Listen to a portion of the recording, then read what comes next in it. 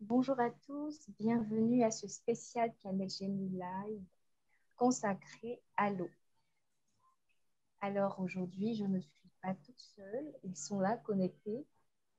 On va faire un coucou à Emma. Bonjour Emma. Hello, bonjour tout le monde. Emma, c'est l'auteur de notre histoire L'eau, c'est la vie. Il est aussi connecté, c'est Tiemoko Silla. Bonjour Tiemoko. Bonjour Allô, Tiemoko, il est là. allô, vous m'entendez? Ça va bien? Oui, ça va, on t'entend Tiemoko. Ok, bonjour tout le monde. Ça va bien? Ça va bien, Ok, merci. là, Timoko est en plein carême, on va lui souhaiter une bonne fin de carême. Merci. Ok, alors aujourd'hui, on vous convie pour raconter un peu toute l'histoire autour de L'eau, c'est la vie. Le magazine de Planète Gemini du mois d'avril est consacré à l'eau. Alors, Emma, comment t'es venue l'idée de créer une histoire autour de l'eau, avec ces personnages, avec en plus des filles qui sont qui marchent comme si elles allaient au front. Raconte-nous tout ce qu'il y a eu. En fait, ça a commencé avec une proposition de Bayard qui m'a dit est-ce que tu as envie d'écrire sur l'eau potable? Et moi, ce n'est pas un sujet sur lequel j'étais forcément très à l'aise. J'ai plutôt une spécialisation sur la protection de l'enfance en général. Mais il se trouve que mon papa était hydrogéologue, donc c'est-à-dire qu'il faisait partie des personnes qui étudient les sols pour voir où est-ce qu'on peut trouver de l'eau potable pour alimenter les villes, etc. Il a longtemps travaillé en Afrique, dans toute l'Afrique d'ailleurs. Et voilà, donc l'eau potable, c'est quand même un sujet dont on a entendu parler dans ma famille. Oui. Et donc, j'ai eu cette opportunité-là et je n'avais pas vraiment d'idée pour l'angle sous lequel aborder cette thématique. Je savais que je voulais que ce soit des filles. Bon, parce que je pense que c'est bien de montrer des personnages féminins qui sont déterminés, qui sont forts, qui n'ont pas peur de s'affirmer sans faire de mal à personne, mais juste en prenant leur place. Voilà. Ok. Et donc, c'était ça un peu l'idée. Et puis, un jour, l'idée m'est venue sous la douche, justement. Un jour où j'étais moi-même en train de faire couler l'eau longuement. Ah, sous la douche. Et je me suis dit, c'est pas bien. Et même si parfois, ça fait vraiment du bien de rester sous l'eau chaude, on en a besoin pour se détendre, je me suis dit, bon, il faut faire attention. Et là, je me suis dit, c'est Uh-huh. peut-être sous cet angle-là qu'on peut Ah aborder ouais. les choses. Et c'est comme ça qu'a commencé l'histoire. Donc là, l'histoire est née sous la douche. L'histoire, elle est littéralement née sous la douche. Et après, petit à petit, le déroulé de l'histoire, je ne saurais pas vraiment expliquer comment les idées sont venues, mais cette idée d'avoir des petites filles qui ne se laissent pas faire et Physique. qui demandent en fait aux adultes, Uh-huh. s'il vous plaît, voilà, prenez vos responsabilités. Oui, Nous, on n'est surtout que des ce enfants, mais passage-là. voilà, on peut pas, on peut pas régler les problèmes à votre place, mais par contre, Mhm. on les subit comme vous, et ça a un impact sur notre vie d'enfant. Donc, c'était un peu ça Montrer l'idée. la voix de l'enfant. Exactement, Très bien. sans impertinence, sans insolence, juste Uh-huh. pour dire oui, moi aussi, ça me concerne en fait, même si C'est vous ça. vous rendez pas trop compte. Les On est aussi problèmes d'eau affecté. potable, ça a un impact sur moi, sur ma vie d'écolier, sur mon quotidien, sur ma vie d'enfant à la maison. C'est Et ça. voilà. Donc, c'était ça un peu. Ok. Donc là, on va rebondir un peu. Qui est Emma dans la vie courante? Qu'est-ce que Emma fait? Est-ce qu'elle est maman? Est-ce qu'elle... voilà, on veut tout savoir. Non, alors je ne suis pas maman, mais j'ai toujours D'accord. beaucoup aimé les enfants. J'ai travaillé en fait les 15 dernières années, on va dire, sur des projets de coopération pour la protection de l'enfance, pour protéger les enfants les plus vulnérables en fait, c'est-à-dire par exemple ceux Mhm. qui sont victimes de trafic, ceux qui sont victimes de maltraitance, de violence, etc., etc. Donc mon travail, c'était d'accompagner des gouvernements et des ONG, des associations, pour les aider, notamment avec un peu d'argent, à mettre en place des programmes et des solutions pour aider directement Ouais. ces enfants. Aider les enfants Et et les voilà. familles. Donc c'était vraiment super D'accord. intéressant. malheureusement, la protection de l'enfance, c'est un sujet qui est un peu mis de côté, alors qu'il y a beaucoup d'enfants qui souffrent On tous en les voit jours. chaque jour. C'est vraiment quelque chose qui m'a toujours révoltée. Donc voilà, c'est là d'où je viens. En fait, au départ, j'ai fait des études de droit pour travailler sur ces questions-là. Et puis, petit à petit, j'ai ouvert mon horizon vers autre chose, et notamment les arts, la culture, qui pour moi sont d'excellents vecteurs justement pour sensibiliser des gens sur des problématiques graves. On peut les aborder de manière très scientifique ou pédagogique, mais pour moi, les arts, la culture, quand on fait appel à des émotions, en fait, on touche plus directement le cœur des personnes. Et quand on parle de sujets graves comme les violences, l'environnement, etc., je pense que c'est pas mal de faire appel aux émotions pour que les gens se disent oui, il faut que je réagisse. Et parlant d'art et de culture, là, on voit qu'aujourd'hui, tu écris une histoire pour les enfants. Donc, ça concorde bien avec ton parcours. Ouais. Alors, on va passer la parole à Tiemoko. Alors, Tiemoko, comment tu viens à illustrer des histoires dont tu n'es pas l'auteur? Comment te vient l'inspiration? Pour cette histoire principalement ou bien pour les histoires en général? Donc, pour les histoires en général et pour l'histoire L'eau, c'est la vie, qu'est-ce qui a changé dans ta manière déjà de travailler? Ok, d'accord. Donc, bonjour à tous, rebonjour à tous. Pour l'histoire de, il faut, qu'on appelle ça, L'eau, c'est la vie. On est passé par plusieurs étapes pour créer le personnage, essentiellement le personnage de Desi et de sa camarade, Anan. Là, moment, ça a été un peu plus facile parce qu'on avait déjà pas mal de modèles déjà à représenter. Pour Essie, ce qui a posé, je dirais, un petit souci, c'était les cheveux. Il fallait, au fait, créer une petite fille qui... effectivement, parce qu'au fait, il fallait créer une petite fille qui déjà ait de la personnalité, donc qui soit reconnue déjà par les enfants. Donc, il fallait une coiffure vraiment typique d'Essie, qui pourrait être identifiée par 10 000 petites filles dans le groupe, au fait. Donc, il fallait trouver une coiffure. On est parti sur celle-là parce que ça sentait bien que ça donnait, au fait, le côté original, mais en même temps, les gens pouvaient s'attacher, au fait, au personnage parce qu'elle était singulière, au fait. OK. Alors, pour rappel, Tiemoko, c'est l'illustrateur de l'histoire L'eau, c'est la vie. Donc, toutes les illustrations que vous voyez là, c'est Tiemoko qui les a produites. Alors, comme je l'avais annoncé au tout début, nous avons notre expert avec nous qui va enrichir nos conversations avec ses connaissances de longues années qu'il a maintenant. Alors, bonjour, professeur. Bonjour, mesdames. Bonjour, monsieur Silla. Bonjour, madame Emma. Bonjour à tous. Bonjour à toi. Ouais, ça va. Bonjour, professeur. Okay. Alors, c'est le professeur Goulabi Albert. Il est professeur titulaire et doyen honoraire à l'université Nangui Apogua d'Abidjan. Il nous fait l'honneur d'intervenir aujourd'hui en tant que le président du comité scientifique du Partenariat national de l'eau en Côte d'Ivoire. Alors, professeur, vous nous avez pris en cours de route. Là, j'ai une petite question pour vous. C'est quoi le PNEC? Là, bien, merci. Ok, bien, merci. Le Partenariat national de l'eau de Côte d'Ivoire est une représentation nationale du Partenariat mondial de l'eau. Vous savez, pour ces problèmes d'eau, à l'issue de Rio 92, donc, il y a eu beaucoup d'organisations qui ont été créées pour porter la problématique de l'eau. Et il y a un terme que vous allez beaucoup entendre, c'est la gestion intégrée des ressources en eau. La gestion des degrés. Intégrer des ressources en eau. Intégrer des ressources, ok. Ce dont parle madame dans son roman, c'est l'adduction en eau potable. D'accord. N'est-ce pas? Et ça, c'est un usage parmi tant d'autres. C'est vrai qu'il est prioritaire dans tous les codes de l'eau, les lois. Quand il y a problème d'eau, l'alimentation en eau des domestiques, donc ça, c'est la priorité des priorités. D'accord. On privilégie ça quand on est dans des conditions catastrophiques, c'est celle-là qui est prioritaire.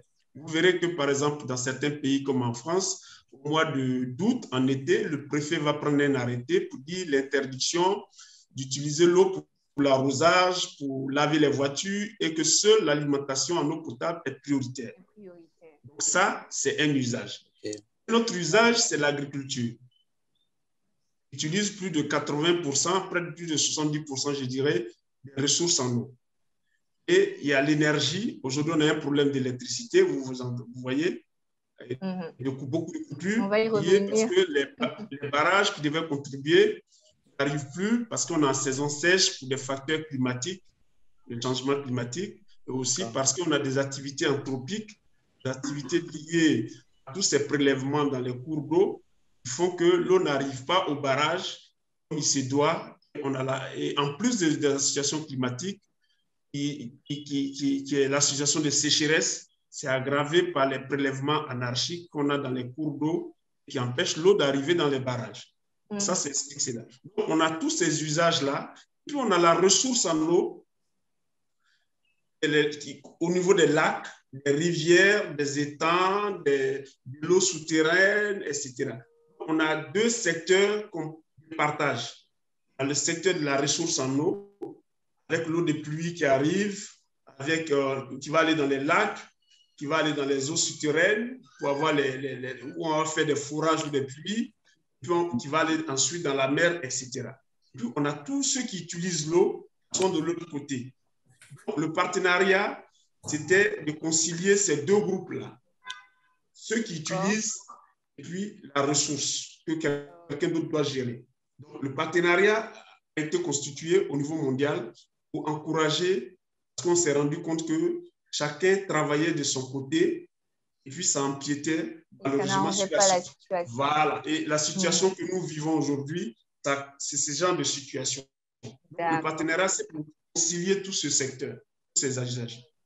Voilà, c'est bien clair dans l'esprit de nos abonnés, de ceux-là même qui nous suivent actuellement et même nous. Alors, on va revenir à vous, professeur. Nous avons aussi avec nous Madame Laure Blédou. Bonjour Laure. Bonjour, j'attendais de voir si mon micro était bien connecté. Bonjour. Ça marche, c'est bien connecté, on vous entend. L'image arrivera avec un peu de décalage. C'est pas grave, on a tout juste commencé. Alors Laure est la directrice éditoriale et marketing de Bayard Afrique. Elle va vous dire rapidement un petit mot sur Planète Chembire et ce qu'on fait aujourd'hui, pourquoi un live spécial consacré à l'eau. Oui, je vais être rapide. J'ai suivi les mots du professeur Goula qui nous ont vraiment permis de comprendre mieux des spécificités. Nous, ce qu'on voulait de façon globale, c'était comme toujours parler d'écriture et de lecture pour les enfants autour de cette histoire écrite par Emma Arang et illustrée par Thiemo Kosila, mais en profiter aussi pour échanger sur le message de fond qui est qu'il faut faire attention à l'eau, qui est une ressource qui n'est pas infinie, contrairement peut-être à ce qu'on croit. Donc, pourquoi cette histoire est sortie maintenant cette année? Il faut savoir qu'à Bayard, donc, qui est le grand groupe auquel on appartient, nous, Bayard Afrique, chaque année, on réalise un numéro spécial qu'on appelle « J'aime ma planète ». Tout le groupe est engagé et il y a plus d'une 50aine de magazines qui sortent dans le monde autour de cette thématique-là. En Côte d'Ivoire, on a déjà sorti 3 fois des numéros spéciaux « J'aime ma planète ». Le premier s'intitulait « Il faut sauver Eno » autour de la protection des espèces menacées. Le deuxième, Sauvons la plage, donc contre la pollution. Et le troisième, Voleurs de désert, pour sensibiliser contre le réchauffement climatique. Il nous a donc paru important cette année de changer de thématique et d'aborder celle de l'eau qu'on n'avait pas encore traitée. Voilà pour le résumé. Voilà, et donc quand on voit un peu l'histoire de l'eau, c'est la vie, c'est dit que ça tombe à pic avec le contexte actuel que vit la Côte d'Ivoire avec la baisse de... C'est ce que le professeur expliquait tout à l'heure. Mais on va y revenir. Alors, maintenant que nous avons bien démarré notre live, on va laisser l'occasion à Emma, qui nous a quand même dit tout à l'heure comment est-ce que l'histoire est née. L'histoire est née sous la douche. Elle nous expliquait qu'elle était en train de prendre son bain, c'était tout doux, comme avec Essie et sa maman. Et voilà, elle s'est rappelée que, attention, il y a des personnes qui manquent d'eau quelque part. Voilà, alors. Vous voyez que souvent, sous la douche, on chante. Je crois que c'est une lieu d'inspiration. Hein. C'est ça. Et on ne se rend pas compte de tous ces litres d'eau qui passent. Alors, Thiemoko, on va revenir à vous qui avez illustré l'histoire. Comment est-ce qu'à partir de ce texte, vous arrivez à produire des personnages avec un caractère aussi présent, aussi marqué? Parce que là, si je le dis tout de suite, hein, Emma ne vous a rien dit de ce qu'elle voulait à propos de Essie et tout. Oui, justement. Comment vous êtes arrivé à retranscrire tout ça? Il faut savoir en fait que les personnages naissent d'abord par rapport à l'histoire. Donc, on reçoit l'histoire et lorsqu'on lit l'histoire, au bout de 3-4 lectures, on a des personnages qui apparaissent au fait, c'est évident en fait. C'est surtout lié au rythme de l'histoire. Au rythme de l'histoire, à l'action que mènent les personnages. Essie qui est un personnage assez vivante. Donc, elle prend des initiatives avec son ami, elle organise des marches. Donc, tout de suite, on a ce personnage-là qui naît, au fait. À mon niveau, c'est un peu naturel, au fait. À mon niveau, c'est naturel. Donc, du coup, on voit ici qu'il prend naissance, au fait, sur la feuille et c'est comme ça, au fait, que le personnage est né. Okay. Et les traits de visage, tout ça, c'est conditionné par les traits de visage, c'est conditionné, au fait, par le fait que, d'abord, il faut savoir que Essie est née à la suite, qu'on appelle ça, d'une réflexion qu'on a fait, au fait, au sein de l'équipe, qui concernait, en fait, la représentation des personnages tels qu'on le voit dans le manuel dédié aux enfants. Et pour ce numéro-là, au fait, on a voulu se détacher de l'univers d'Aignan, qu'on a créé toute une série de d'Aignan. Donc, on a créé un univers totalement différent. Donc, il fallait trouver un autre style pour raconter cette histoire-là. Donc, on s'inspire également de ce qu'on a à faire dans le passé. On s'inspire de tout ce qu'on a eu comme background déjà en termes d'illustration, en termes de création des personnages et tout. Et la synthèse de tout ça dans la naissance de ces personnages-là, qui ont une particularité, c'est qu'il faut que les personnages soient reconnaissables, donc par les cheveux, par les vêtements, par l'attitude qu'elles ont. Il faut que tout de suite l'enfant reconnaisse ce personnage, au fait. C'est le but, au fait, de tout ça. D'accord. Là, tout de suite, je suis curieuse. Comment est-ce qu'on a le même personnage sur toutes les illustrations saisies? Par exemple, on peut voir un nez un peu plus gros sur la page, par exemple, 4, et un nez un peu plus, moins gros sur la page 7. Mais comment gardez-vous cette harmonie dans toutes les illustrations? D'accord, il faut savoir qu'on travaille avec un but de personnage. Donc, la but des personnages, c'est le design, c'est-à-dire c'est le détail de chaque personnage, les yeux, les vêtements, les cheveux. Donc, ça nous sert de guide tout au long de l'histoire. Au moment où on fait le crayonné, on peut passer outre ces détails-là. Mais lorsqu'on passe à la couleur et tout, il faut prendre en compte tous ces petits détails parce que c'est des détails, au fait, qui permettent à l'enfant après de reconnaître le personnage d'une page à une autre. Tout au long de l'histoire, tout au long de l'histoire, il faut que ça reste cohérent au niveau de l'image. Il faut que ça reste cohérent, que ce soit au niveau des couleurs exactement. Donc, il ne faut pas oublier de garder les mêmes couleurs d'une page à une autre. C'est tout ça aussi que j'ai remarqué. Oui, justement. Si le personnage porte des boucles d'oreilles, il faut respecter la même couleur des boucles d'oreilles tout au long de l'histoire. Donc, tout ça, ça part du respect au fait de l'abus des personnages. D'accord. On va arracher un mot à Laure.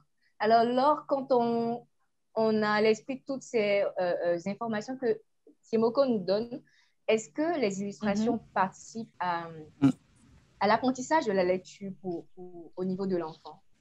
Oui, alors nous, c'est un vrai travail qu'on fait justement autour de ce qu'on appelle la cohérence texte et image, pour que l'image représente vraiment un support du texte. Donc, il y a une question de fidélité au texte. Si je vous donne un exemple, quand on dit, par exemple, dans le texte que l'enfant a les larmes aux yeux, c'est un exemple que je donne, on ne peut pas voir sur le dessin un enfant qui est vraiment en sanglots et qui a des larmes qui lui coulent sur les joues. Ce n'est pas la même chose d'avoir les larmes aux yeux et d'avoir des larmes qui coulent sur la joue. Et dans ce cas précis d'histoire autour de l'eau, Emma pourra peut-être rebondir, il y avait plusieurs choses qui étaient importantes pour nous en termes de cohérence. En fait, il y a différents degrés de cohérence. Il y a la cohérence texte-image et puis il y a la cohérence éno-réalité. Donc, on parlait, là, on est dans une problématique d'adduction d'eau. Donc, il fallait aussi représenter les ouvriers au travail, les tuyaux, etc. Et sur cette partie-là aussi, Tiemoko, en tant qu'illustrateur, a travaillé. Et nous, en tant qu'éditeurs, on travaille justement après à étudier la proposition de l'illustrateur pour voir si le tout est cohérent à la fois avec la réalité et le texte. D'accord, alors c'est bien noté. Alors Emma, est-ce que, dites-nous, lorsque vous avez eu le magazine pour la première fois, qu'est-ce que vous avez ressenti? Bon, déjà, j'étais vraiment impatiente. Je trépignais comme quand je recevais mon J'aime lire quand j'avais 7 ans. J'avais vraiment hâte de l'avoir dans les mains. Et c'était génial en fait de voir que les personnages avaient pris vie, que c'était ce visage-là qui avait été envisagé. Est-ce que ça correspondait à ce que vous aviez en esprit, les personnages? Oui, en fait, je crois que j'avais en tête pas vraiment, comme je n'avais pas eu à faire un travail de description, je n'avais pas vraiment un physique particulier en tête, mais c'était plutôt une énergie, comment dire, justement, c'était plus un mélange de toutes les petites filles que je côtoie, qui ont 7-8 ans, qui sont pleines de vie, qui ont plein de punch et qui ont plein de trucs à dire. Et donc, c'était vraiment extrêmement bien illustré par Tiemoko. Et j'ai adoré aussi le personnage du chef quartier, qui était exactement comme je l'imaginais, avec son gros ventre et sa petite casquette. Et voilà, c'était super en tout cas. Et c'était encore plus chouette de le voir en live, parce qu'on a eu la chance d'avoir l'équipe de Bayard qui est venue à Limay, faire un live à l'Institut français. Un conteur a lu l'histoire et pendant ce temps, Tiemoko dessinait en simultané sur grand écran. Et ça, c'est vraiment fascinant de voir les personnages qui prennent vie seconde après seconde. Et c'était très, très chouette de vivre ça. Alors, merci Emma. On va racheter un mot au professeur. Professeur, dites-nous, comment est-ce que vous trouvez l'histoire, L'eau, c'est la vie? Voilà. Donc, je disais que l'histoire rejoint un peu la plupart des problématiques qu'on a eu à traiter dans le cadre du gaspillage de l'eau et des problèmes d'alimentation en eau.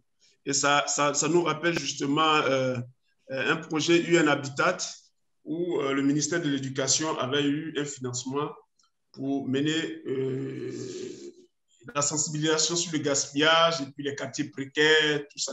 Donc, je crois que c'est une histoire qui est d'actualité et sur laquelle beaucoup de structures essaient de travailler pour sensibiliser. Parce que les points clés qu'elle touche, ça permet de montrer que le problème d'eau, on voit un peu, il y a un peu, je ne vais pas dire c'est du ségrégationnisme, il y a fait du ségrégationnisme entre les quartiers précaires et puis le traitement des quartiers un peu huppés, ça soulève un peu ce problème parce qu'on voit tellement le problème. Les quartiers dits périphériques ont des difficultés parce que souvent ces problèmes qu'elles posent dans la revue, effectivement, ça c'est la réalité. Et puis le problème du gaspillage à l'école, à la maison, ça on reviendra dessus. Et on a fait des campagnes comme ça, pareil. Et je pense que c'est vraiment d'actualité et c'est vraiment d'intérêt. Et ça, c'est des histoires qui gagneraient toujours à l'image d'autres auteurs qui ont écrit, M. Locke, M. NDGA de la Soudécie, tout ça. Ils vont dans le même sens. Et pour les enfants, c'est très abordable et c'est vraiment accessible. Merci, professeur. Alors, on va se tourner du côté de la régie qui va nous proposer un élément vidéo. Bonjour. Bonjour. Bonjour. Comment tu t'appelles? Je m'appelle comme Marie-Laura de la Fafette. Je m'appelle Diane. À ton avis, d'où vient l'eau du robinet? L'eau du robinet vient de les puits où il y a de l'eau potable. L'eau du robinet, à mon avis, elle vient du château d'eau. Alors, tout d'abord, avec la chaleur, une partie de l'eau des océans, des mers et des cours d'eau s'évapore dans le ciel et forme les nuages. Puis, lorsqu'il pleut, l'eau ruisselle sur les sols et rejoint le milieu naturel, nappes souterraines et phréatiques, cours d'eau ou barrages. Ensuite, l'eau brute est prélevée du milieu naturel par des conduites, puis elle est acheminée à l'usine de potabilisation. C'est là-bas qu'elle est traitée pour la rendre potable. Ce processus s'appelle le captage. Pour la débarrasser des plus gros déchets, l'eau brute passe d'abord à travers de grandes grilles. Ensuite, elle passe dans des tamis plus fins. Ce procédé s'appelle le dégrillage-tamisage. Puis, l'eau est filtrée pour retirer toutes les impuretés. On y verse ensuite le chlore. C'est un produit qui va tuer toutes les bactéries et protéger l'eau durant tout son chemin vers le robinet. C'est la désinfection. Et enfin, l'eau potable est stockée dans un château d'eau dans lequel se trouve une pompe qui va faire monter l'eau jusqu'à la cuve. Ensuite, elle redescend et par l'intermédiaire des conduites du réseau de distribution, direction ton robinet. Il ne faut pas gaspiller l'eau. Le gaspillage n'est pas bien. Ce n'est pas bien du tout de gaspiller l'eau. Et si on gaspille l'eau, il y aura beaucoup de pénurie d'eau. Donc, c'est logique qu'il ne faut pas gaspiller de l'eau.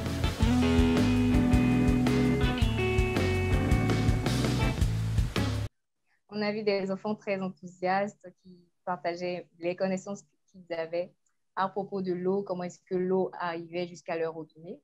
Alors, professeur, vous êtes actuellement directeur de la protection et de l'aménagement des ressources en eau au ministère des Eaux et Forêts de Côte d'Ivoire. Est-ce que vous pourrez un peu nous expliquer cette situation que nous vivons actuellement?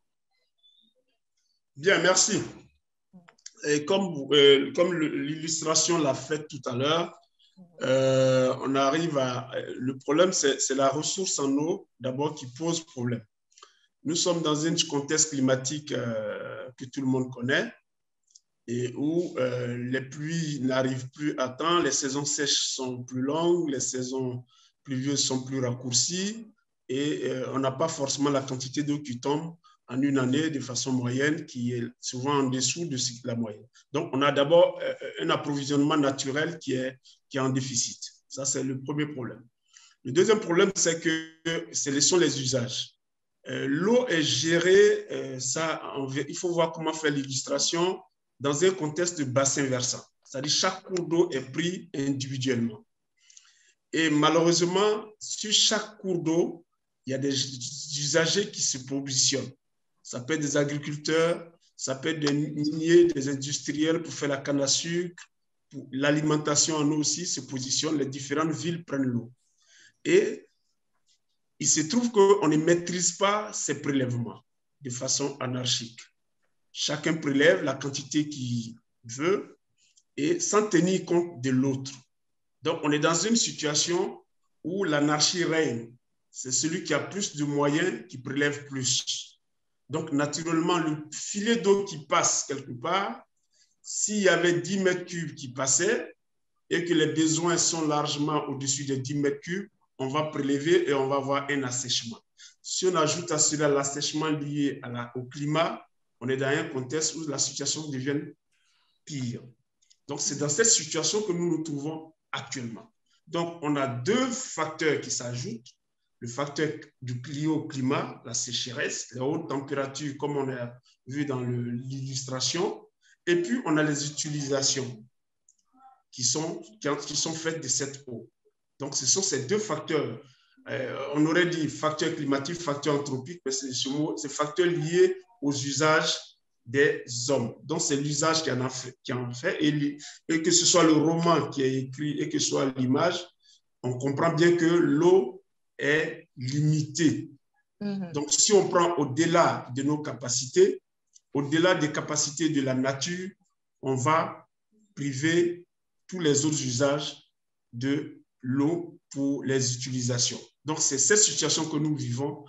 Les barrages qui produisent l'électricité n'ont plus la quantité d'eau suffisante. Les pompes qui doivent prélever au captage, comme on l'a vu dans l'illustration, n'ont plus la réserve suffisante pour pomper l'eau pour aller dans les stations de traitement. Donc, nos robinets, on ne peut pas en recevoir. Et puis, les eaux souterraines qui reçoivent de l'eau en provenance de la surface n'en reçoivent plus en quantité suffisante pour tenir sur une période aussi longue de sécheresse. Voilà. En tout cas, merci Donc, voilà professeur. Là, on comprend clairement la situation vraiment que nous vivons actuellement et tout le monde est concerné par la préservation des gens. Nous espérons qu'à travers ce live, les familles comprendront que chacun a la possibilité de pouvoir faire quelque chose pour venir à bout de cette situation-là. Alors, oui. Je vais revenir à Emma, qui est l'auteure de notre histoire L'eau, c'est la vie. Alors, Emma, est-ce que les noms Essie, Anan ont des significations particulières? Il faut dire que Anan, moi, le jour où j'ai lu la première fois, c'était un peu tout nouveau pour moi. Et je pense que pour nos petits abonnés et tout, ils ont envie de savoir.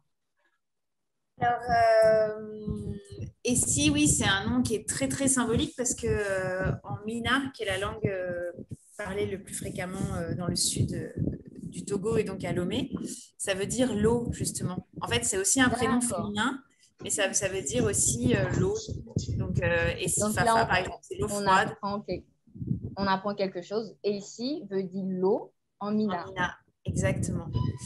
Et Anan, alors, j'ai un doute, mais il me semble que ça veut dire la douceur en arabe, parce que c'est le nom en fait d'une de mes amies qui est d'origine marocaine. Et je vais lui faire un petit clin d'œil, lui rendre un petit hommage parce que c'est quelqu'un qui est important dans ma vie. Et voilà, donc c'était un peu. Je lui avais même pas dit en fait, c'est seulement quand elle a vu le et je voulais juste. Comme c'est aussi un roman autour de l'amitié. On lui fait un bon coucou à votre amie. Voilà, c'était vraiment aussi pour honorer cette amitié entre... Je disais qu'on lui fait un grand coucou à votre amie. Ah, c'est gentil, c'est très gentil. Je lui enverrai le live. Et donc voilà, et c'est aussi pour mettre en avant le fait que quand on est à 2 ou à 3, à 4, 5, bref, à plusieurs, on peut être solidaire et trouver des bonnes idées. Et ce que j'ai essayé de montrer aussi dans cette histoire, c'est qu'au début de l'histoire, c'est vraiment Essie qui est la meneuse, qui a des idées, qui a le caractère et tout ça.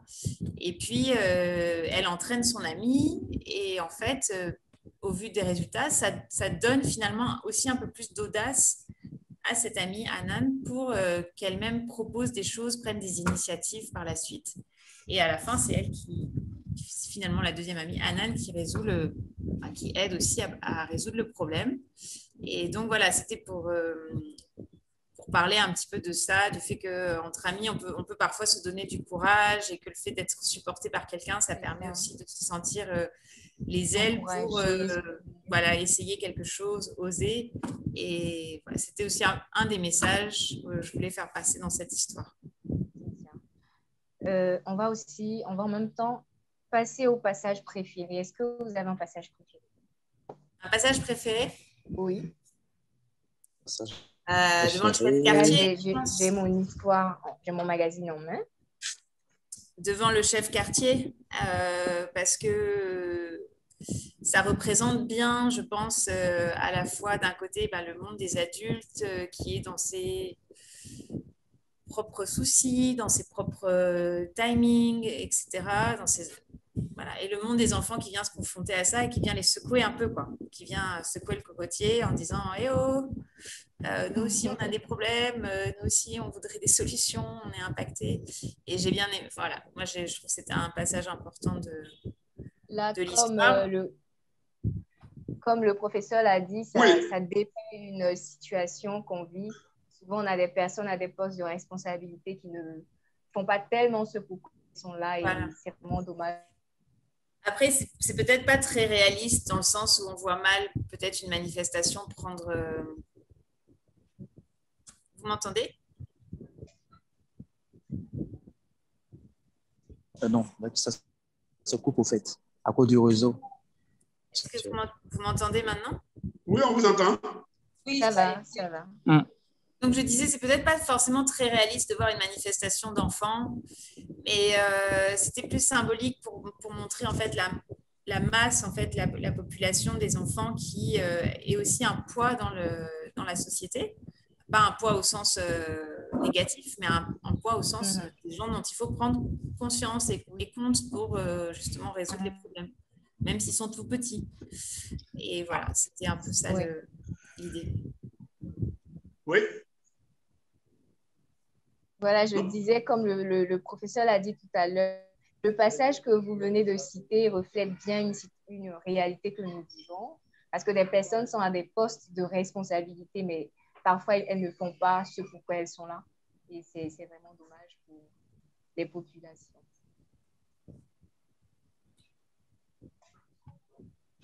Ça va? Est-ce que vous m'entendez? J'ai l'impression. Oui, c'est bon, ça passe. D'accord. Alors, professeur, est-ce que vous avez un passage préféré? Oui, moi, effectivement, le passage évoqué par Emma, j'ai bien aimé ça, voir des enfants qui prennent le devant des choses. Et il y a l'exemple d'un des projets qu'on a eu à exécuter, où ce sont les élèves de la classe qu'on a dû sensibiliser, ok? Et on leur a dit d'aller à la maison jouer un peu les policiers. Oui. Et à la maison, ce qui était rigolo, c'est qu'une fois que vous leur donnez une telle initiative, alors ils jouent les vrais policiers. Quand on leur expliquait voilà, comment il faut se brosser, comment ainsi de suite, et donc ils étaient aux aguets. Dès lors que quelqu'un commence à ouvrir le robinet, au lieu de se brosser avec un verre, parce que quand vous prenez un verre, contrairement à ouvrir le robinet, vous voyez que le va-et-vient de la main entre le robinet, vous perdez de l'eau. Voilà, vous perdez de l'eau. Donc, on leur a dit non, conseillez des verres à la maison. Donc, ils étaient aux aguets à la maison. Qui a ouvert le robinet et qui n'a pas fermé au point où les parents venaient voir le maître et ils disaient c'est le maître qui a dit, c'est le maître qui a dit, c'est le maître qui a dit. Alors, on a poursuivi un peu l'enquête pour vérifier les factures au bout de 6 mois. On a vu que dans certaines familles, on a quand même gagné quelque chose. Vous voyez? Voilà, dans ce cas de ce projet-là, on a vu qu'on a gagné quelque chose. Ça pour dire que à travers ces romans-là, c'est toujours bon que c'est ça, j'ai aimé ces passages, je les vois. Et ça peut se réaliser dans un quartier, hein, parce qu'aujourd'hui, vous savez, les enfants, ils n'aiment pas la corvée d'eau. Ils n'aiment pas la corvée d'eau. Vous voyez, quand il n'y a pas d'eau, tout le monde court chez le vendeur du carrefour ou bien chez quelqu'un avec des bidons, vous voyez les gens alignés. Et eux, surtout, cette génération, ils n'aiment pas la corvée d'eau.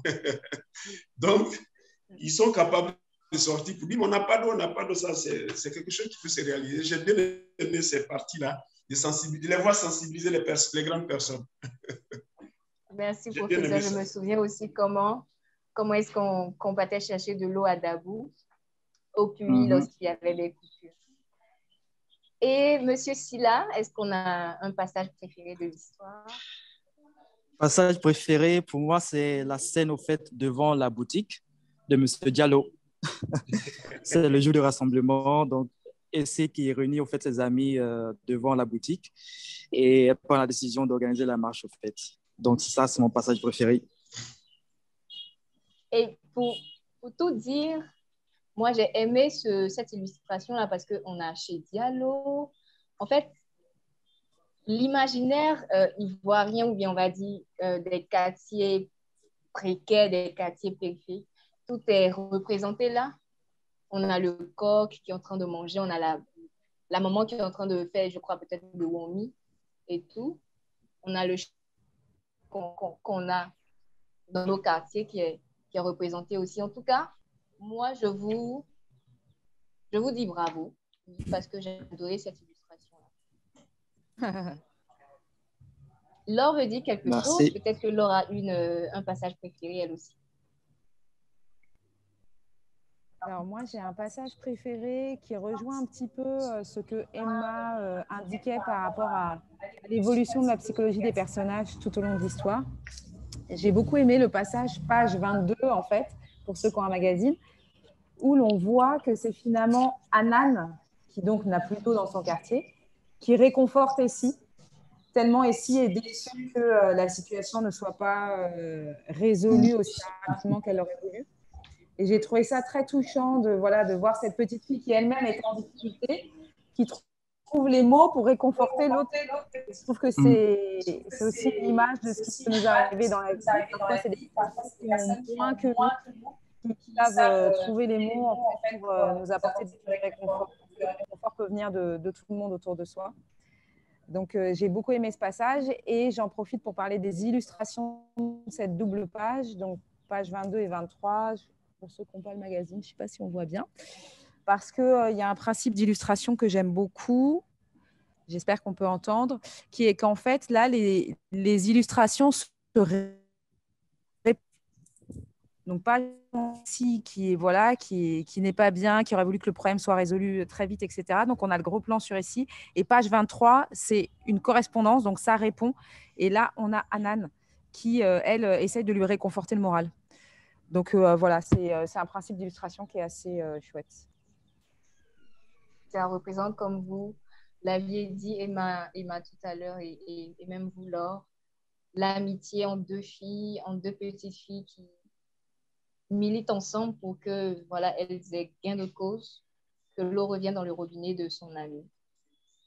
Oui, alors, pour tout le quartier en général, en fait. C'est pas que pour elles, en fait. C'est vraiment qu'elles prennent en main de défendre aussi les intérêts de tous les autres enfants et leurs parents. Alors, merci à vous. On va donner la parole au professeur pour qu'il nous donne quelques conseils, quelques recommandations. On a des parents qui sont connectés, nous-mêmes aussi, autour de nous. Ce sont des choses qu'on pourra partager. Professeur, est-ce que vous pouvez nous donner des astuces, même tout petites, que nous pourrons mettre en pratique quotidiennement? Le premier conseil, c'est que l'eau qui arrive dans le robinet à la maison, elle est précieuse et il faut que les parents d'abord vérifient toute la robinetterie. D'accord, ça c'est très important. Voilà, il faut vérifier toute la robinetterie. Il faut regarder son compteur de temps en temps. S'il tourne alors que tous les robinets sont fermés, c'est qu'il y a une fuite quelque part. Une fuite quelque part. On peut limiter le gaspillage avec ça. Maintenant, c'est aussi de recourir à des robinets qui peuvent assurer une certaine étanchéité.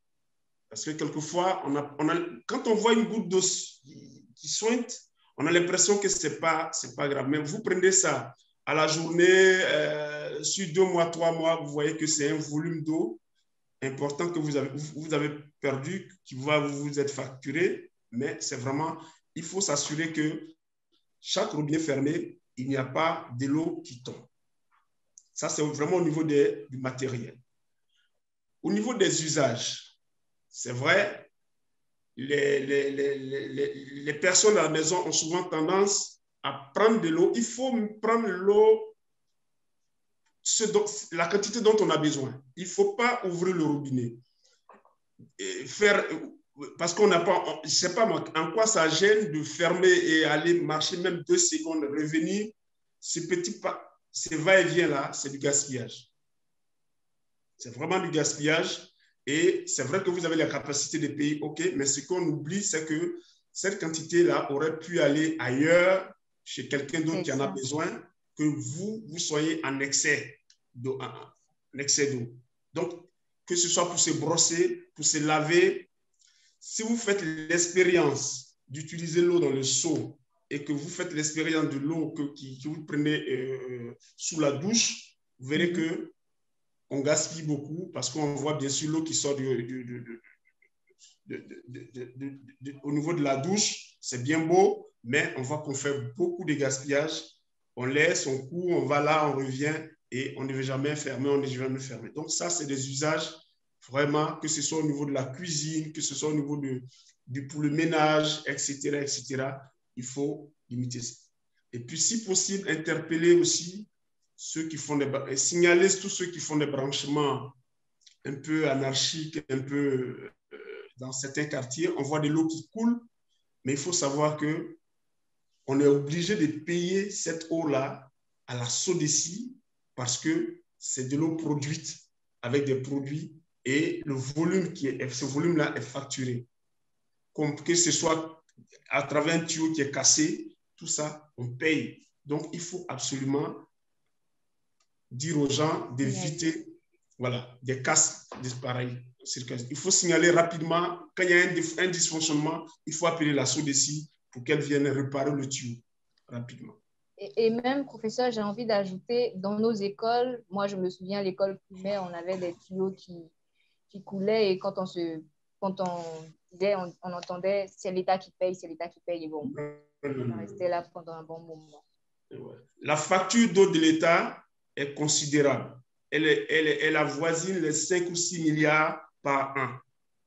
La dette, voilà, et c'est considérable. Donc, il faut faire gagner à l'État aussi. Ce sont nos impôts qui payent, etc., etc. Donc, il faut éviter le gaspillage. Merci beaucoup, professeur. Alors, on va donner la parole à Emma pour un dernier mot. Non, je voulais vous dire juste un grand merci à tous parce que j'ai été très heureuse de faire partie de cette aventure avec vous. Que ce soit Laure qui m'a fait confiance en tant qu'auteur, Tiemoko qui a illustré vraiment avec comment dire, excellence vos travail, et le professeur Goula qui voilà, nous apporte des informations vraiment utiles. Comme vous dites, parfois on ne se rend pas compte du volume qu'on utilise, etc. Et je pense qu'on a, comme vous le dites tous, une petite part à jouer.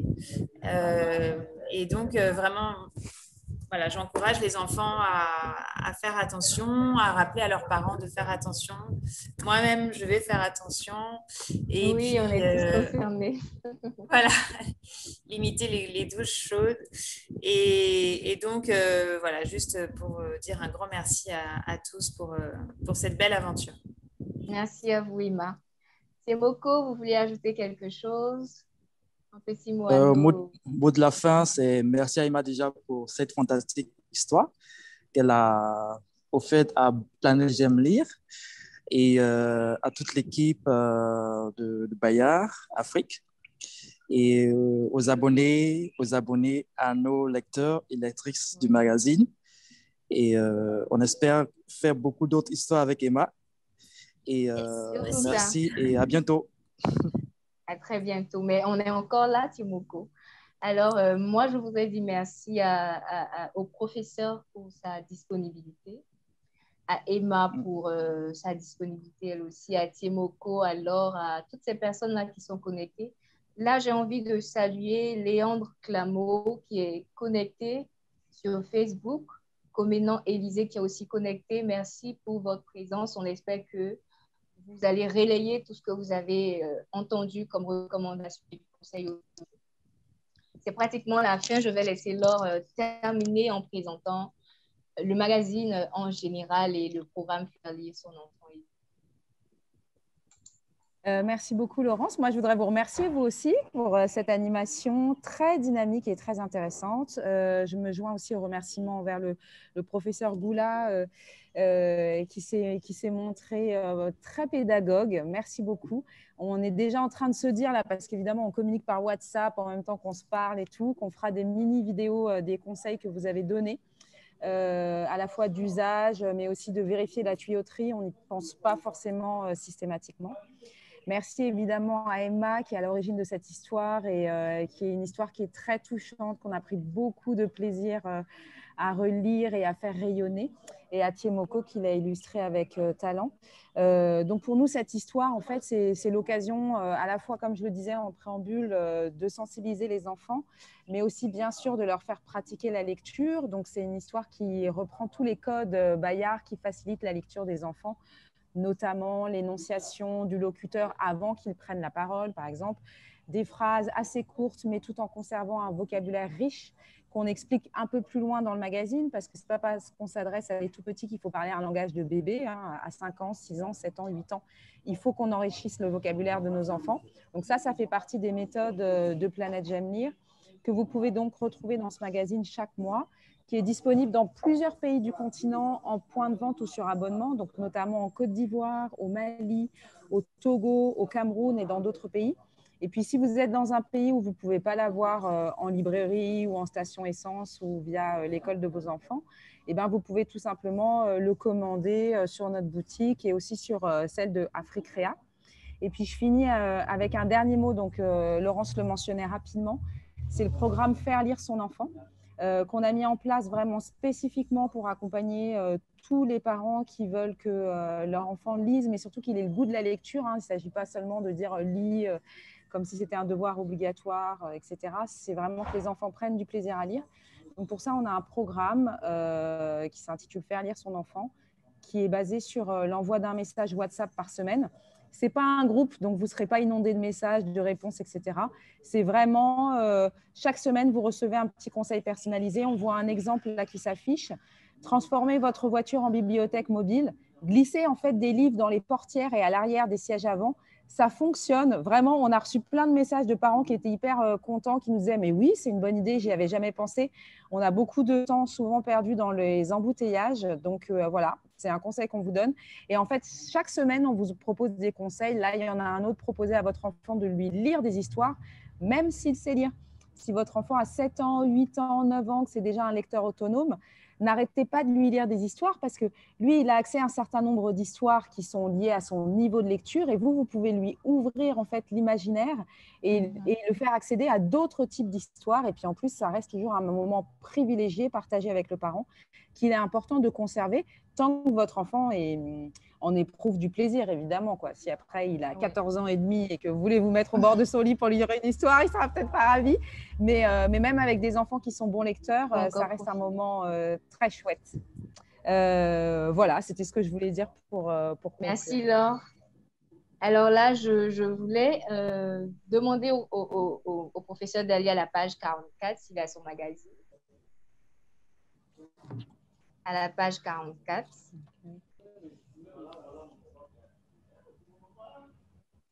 Oui.